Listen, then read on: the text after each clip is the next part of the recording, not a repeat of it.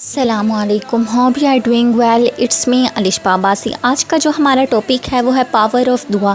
دعا کس ٹائم مانگنی چاہیے، دعا کے امپورٹنس اور دعا کس طرح مانگنی چاہیے، یہ آپ کو اس ویڈیو میں بتایا جائے گا.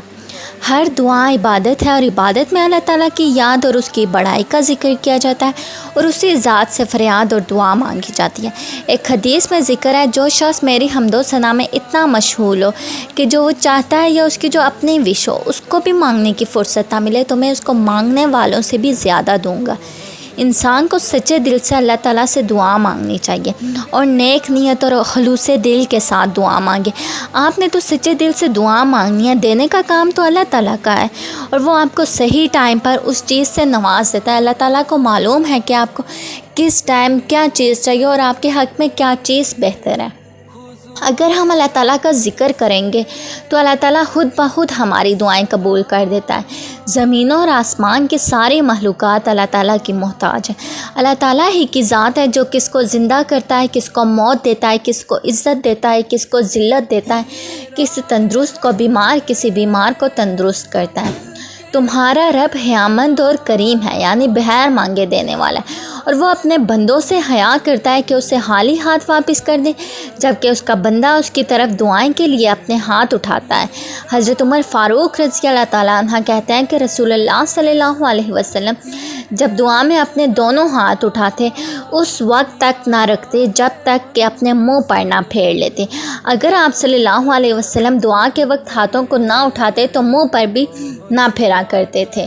لہٰذا نماز کی حالت میں، طواف کی حالت میں، سونے کے وقت، کھانے کے بعد، اذان کے بعد اور اسی طرح دیگر موقعوں پر آپ سے جو دعائیں اور دعاؤں کے وقت ہاتھوں کو نہ اٹھانا نارمل ہے تو آپ ان موقعوں پر ہاتھوں کو منہ پر بھی نہ پھیرتے تھے. حضرت جابر رضی اللہ تعالیٰ عنہ کہتے ہیں کہ رسول اللہ صلی اللہ علیہ وسلم نے فرمایا، اپنے لیے بد دعا نہ کرو، اپنی اولاد کے لیے بد دعا نہ کرو، اپنے مال و اسباب وغیرہ کے لیے بد دعا نہ کرو.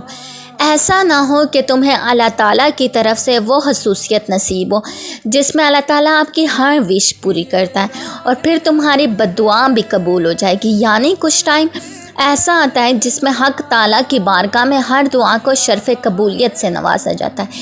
اس لیے کہ کہیں ایسا نہ ہو کہ تمہیں جس وقت اپنے لیے، اپنی اولاد یا مال وغیرہ کے لیے بد دعا کر رہے ہو، جیسا کہ عموماً عورتوں کی عادت ہے کہ معمولی باتوں پر بچوں یا پھر شوہروں کو بد دعا دینا شروع کر دیتی ہیں اور وہی وقت قبولیت دعا کا ہو اور پھر وہ دعا قبول ہو جائے جس کے نتیجے میں پریشانی بھی ہو. لہٰذا کسی پریشانی یا غصے کے وقت اپنے لیے یا اپنی اولاد یا مال وغیرہ کے لیے بد دعا کرنا نہیں کرنی چاہیے، اس لیے اس سے منع کیا گیا ہے. رسول اللہ صلی اللہ علیہ وسلم نے فرمایا، 3 دعائیں قبول کی جاتی ہیں، ان کی قبولیت میں کوئی شک نہیں. ایک تو باپ کی دعا، دوسری مسافر کی دعا، تیسری مظلوم کی دعا. باپ اپنی اولاد کے حق میں ہوا دعا کرے یا بد دعا، دونوں جلدی قبول ہو جاتی ہیں. جب باپ کی دعا قبول ہوتی ہے تو ماں کی دعا بھی بدطریق اولا قبول ہوتی ہے. مسافر کی دعا کے بارے میں یہ کہ مسافر کی دعا اس شخص کے حق میں قبول ہوتی ہے جو اس کے ساتھ احسان اور اچھا سلوک کرتا ہے، اور اس کی بد دعا اس شخص کے حق میں قبول ہوتی ہے جو اسے تکلیف پہنچاتا ہے اور اس کے ساتھ برا سلوک کرتا ہے. یا پھر یہ کہ مسافر کی دعا قبول ہوتی ہے ہوا اپنے لیے کرے دوسروں کے لیے. مظلوم کی دعا کا مطلب یہ ہے کہ جو شخص مظلوم کی مدد کرتا ہے اور یا اس کو تسلی اور تسکین دلاتا ہے اور مظلوم اس کے حق میں دعا کرتا ہے تو اس کی دعا قبول ہوتی ہے.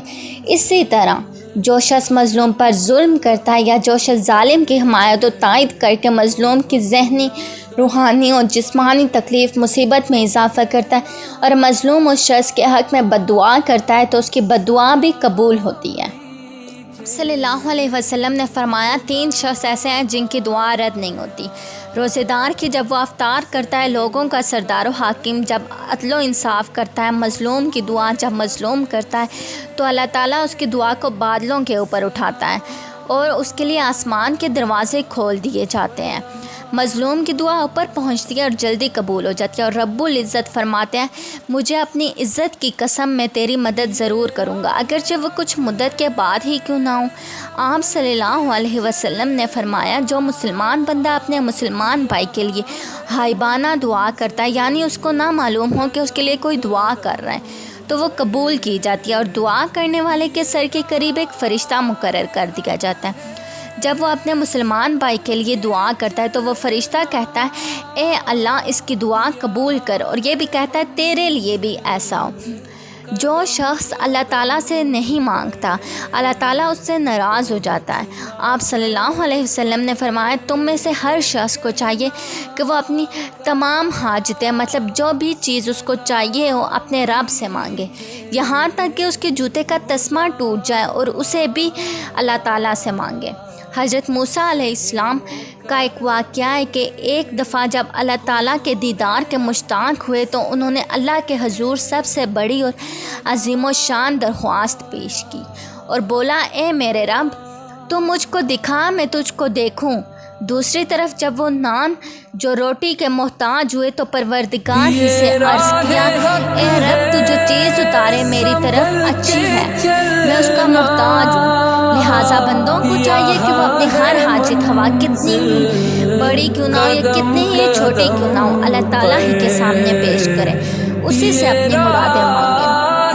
آپ صلی اللہ علیہ وسلم نے فرمایا بندے کی دعا شرائط قبولیت کے بعد کی جاتی ہے، جب تک وہ گناہ سے ناتا توڑنے کی دعا نہیں مانگتا اور جب تک کہ جلدی نہیں کرتا۔ عرض کیا گیا یا رسول اللہ صلی اللہ علیہ وسلم جلدی کا کیا مطلب ہے؟ آپ صلی اللہ علیہ وسلم نے فرمایا دعا مانگنے والا بار بار کہنے لگے میں نے دعا مانگی، یعنی اکثر میں نے دعا مانگی لیکن میں نے اسے قبول ہوتے ہوئے نہیں دیکھا، اور پھر وہ تھک کر بیٹھ جائے اور دعا مانگنی ہی چھوڑ دے۔ بعض اوقات انسان یہ بھی دیکھتا ہے کہ دعا مانگی ہے وہ قبول نہیں ہوئی، تو نبی کریم صلی اللہ علیہ وسلم نے فرمایا جو بھی مسلمان کوئی دعا مانگتا ہے ایسی دعا کہ اس میں نہ تو گناہ کی کس چیز کی طلب ہو اور نہ ناتا توڑنے کی، تو اللہ اسے اس دعا کے نتیجے میں 3 چیزوں میں سے ایک چیز ضرور دیتا ہے، یا تو یہ کہ جو دعا مانگی وہی مل گیا، یہ کہ اس کی مطلوبہ چیز کے بدلے اس کو آخرت کا کوئی اجر و ثواب دے دیا گیا، تیسرا یہ کہ مانگی ہوئی چیز تو نہ ملی مگر کوئی آفت مصیبت اس پر آنے والی تھی وہ ٹال گئی۔ یہ سن کر صحابہ رضی اللہ تعالیٰ عنہ نے عرض کہا یا رسول اللہ صلی اللہ علیہ وسلم اب تو ہم بہت زیادہ دعائیں مانگیں گے۔ آپ صلی اللہ علیہ وسلم نے فرمایا اللہ کا فضل بہت زیادہ ہے۔ دعا کن دنوں زیادہ قبول ہوتی ہے؟ شب قدر کا دن، عرفہ کا دن یعنی 9 ذی الحج کا دن، رمضان المبارک کا مہینہ، شب جمعہ، جمعہ کے دن۔ آپ صلی اللہ علیہ وسلم نے فرمایا جمعہ کے دن ایک ایسی گھڑی ہے جس میں کوئی مسلمان بندہ اللہ تعالیٰ سے سوال کرے گا تو اللہ تعالیٰ ضرور اس کو عطا کریں گے، اور یہ گھڑی جو ہے یہ امام کے خطبے کے لیے منبر پر بیٹھنے سے لے کر نماز جمعہ ختم ہونے تک ہے۔ اب دعا کن ٹائم مطلب زیادہ قبول ہوتی ہے؟ جس وقت نماز کے لیے اذان دی جائے، اذان اور اقامت کے درمیان کی دعا، مصیبت و غم زدہ شخص کی دعا، حی علی الصلاۃ اور حی علی الفلاح کے بعد جب کہ مؤذن اذان دے رہا ہو، اور میدان جہاد میں جب صف باندھے ہوئے ہوں، اور جنگ کے وقت جب مومن و کافر ایک دوسرے کو قتل کر رہے ہوں، فرض نماز کے بعد سجدہ کی حالت میں، تلاوت قرآن شریف کی بعد، خصوصاً ختم قرآن کے بعد، زمزم کا پانی پیتے وقت، میت کے پاس حاضر ہونے کے وقت، مرغ کی آواز کے وقت اور مسلمانوں کے جمع ہونے کے وقت، ذکر کی مجلسوں میں امام کے ولضالین کہنے کے وقت، نماز کے اقامت کے بعد، بارش ہوتے وقت، کعبے پر نظر پڑتے وقت بھی دعا قبول ہوتی ہے۔ مکہ مکرمہ میں 15 موقعوں میں دعا قبول ہوتی ہے۔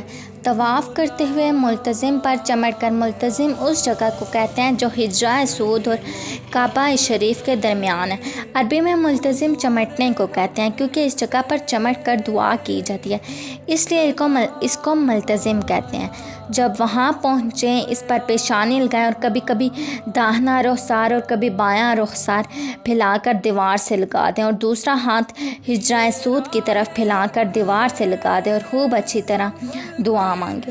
میزاب کے نیچے کعبہ شریف کی چھت سے پانی جو بہہ رہا ہوتا ہے وہ مراد ہے، اسے میزاب رحمت کہتے ہیں، اور یہ حتیم میں گرتا ہے، اس کے نیچے دعا قبول ہوتی ہے۔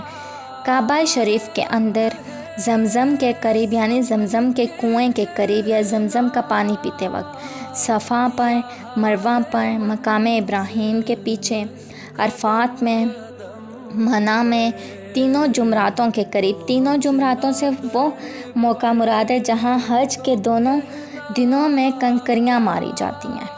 دعا ایک ڈائریکٹ لنک ہے اللہ اور اس کے بندے کا، اللہ سے رابطے کا بہت اہم ذریعہ ہے۔ اللہ تعالیٰ نے وعدہ کیا ہے کہ جو بھی دعا اس کے بندے کے حق میں بہتر ہوگی وہ قبول کرے گا۔ دعا مدد کرتی ہے اللہ تعالیٰ کے ساتھ کلوز ریلیشن شپ ڈیولپ کرنے میں۔ دعا is a powerful tool that can change everything. نیک نیت، اچھے خلوص کے ساتھ اکیلے میں اللہ تعالیٰ سے دعا مانگا کریں۔ اگر آپ کو میری ویڈیو اچھی لگی ہے تو like, share, comment and subscribe کرنا مت بھولیے گا۔ اللہ حافظ۔ یہ راہ حق ہے سنبھل کے چلنا، یہ راہ حق ہے سنبھل کے چلنا، یہاں ہے منزل قدم قدم پر پہنچنا در